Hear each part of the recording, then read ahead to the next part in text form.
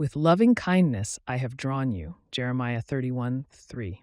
The conscience of man tells him God requires obedience to his law. But the Bible testifies if you break just one law, you're as guilty as if you broke them all. The Apostle Paul gives us the reason, that every mouth may be stopped and all the world may become guilty before God. Therefore, by the deeds of the law, no flesh will be justified in his sight. Romans 3:19-20. That leaves man in a dilemma. Even if he tries to keep every law, he'll be judged by God as if he broke them all. Every human being knows intuitively what God demands, because what may be known of God is manifest in them, for God has shown it to them. Romans 1:19. God has placed in every person a conscience that informs them of their sin, and yet they have no way to atone for it.